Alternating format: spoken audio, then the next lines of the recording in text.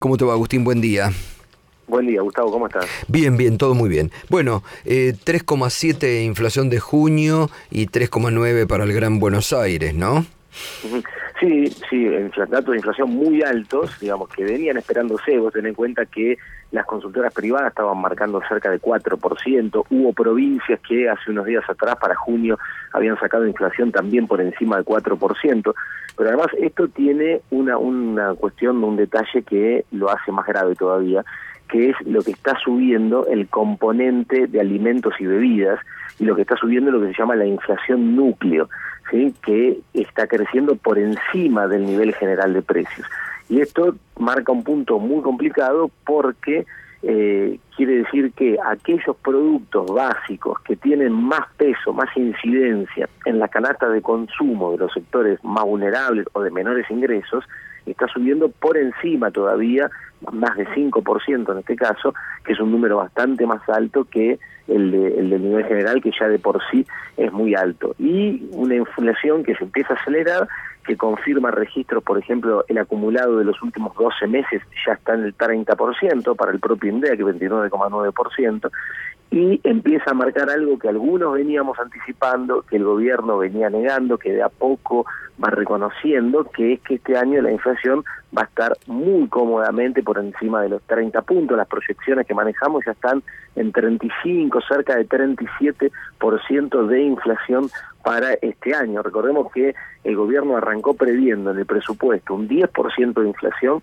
y lo modificó esa famosa conferencia de prensa del 28 de diciembre del año pasado a un 15%. Bueno, lo que acumula del año hasta ahora ya superó el 16%, o sea, lejísimo quedó la meta esa que el propio gobierno había subido para este año.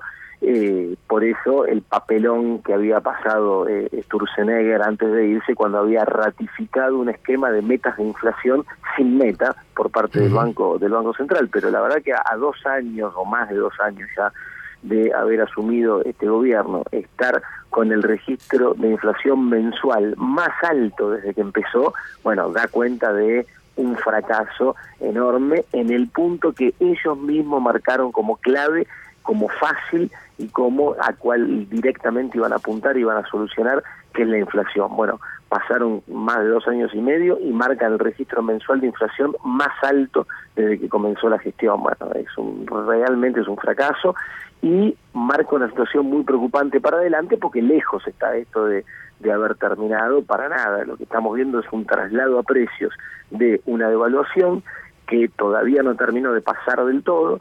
Lo marca también la inflación mayorista, que fue bastante más alta y que da cuenta de una inflación minorista fuerte los próximos meses, porque la mayorista después tiene un traslado que empieza a reflejarse sobre los precios minoristas, y marcó en el caso del mayorista una variación mensual de 6,5, y además una devaluación que no solo no terminó de trasladarse a precios, sino que además no terminó de ocurrir. Digamos, el gobierno intenta instalar la idea de que tiene controlado el mercado cambiario, lo cual no es cierto. De una manera muy artificial, muy manipulada, lograron estos últimos días, estas 2 semanas, tenerlo relativamente estable, pero los problemas de fondo que explicaron la suba del dólar, los problemas estructurales, el déficit que tiene la economía, la forma de no financiarlo, no encuentra forma de cómo financiar ese déficit, todo eso sigue presente. Entonces, lejos de haberse solucionado está, sino que podemos enfrentar dentro de pocos días nuevamente un movimiento devaluatorio, cuando el mercado considere que ya las tasas de interés altísimas que paga el Banco Central ni siquiera en el corto plazo justifican estar parado en pesos, y ahí, bueno, si vuelve a subir el dólar, como es muy probable, en los próximos días nuevamente vamos a tener una ronda de traslado a precios, así que estamos con un problema muy, muy serio. Sí. Agustín, ¿qué tal? David Cufre te saluda, buen día. ¿Cómo andas, David? Muy bien. Y bueno, ¿y qué está haciendo el gobierno para corregir esto, digamos? ¿Qué medidas está implementando o no está haciendo nada y deja que ocurra?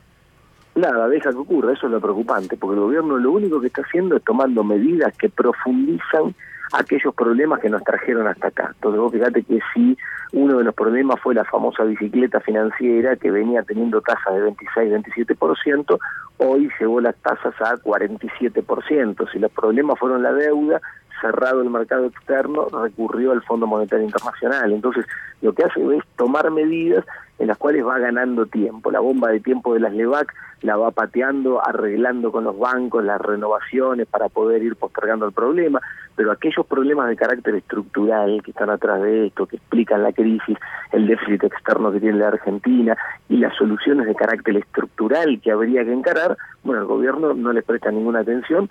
¿Por qué? Porque implicaría enfrentar intereses de sectores a los cuales el gobierno pertenece.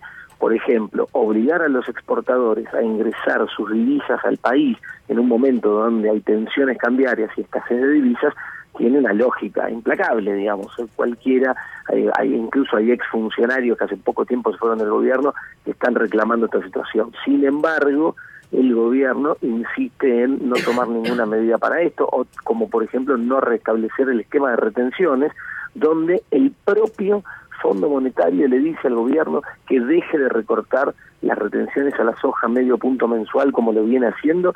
Sin embargo, el gobierno le transmite mensajes a la mesa de enlace donde le ratifica el rumbo. Entonces digo, si ninguna medida de carácter estructural que apunta al problema de la escasez de divisas que tiene la economía se toma, lo único que se hace es ganar tiempo, ir pateando la pelota para adelante. Y esto, bueno, indudablemente una situación termina, en un momento termina una situación de crisis. Claro.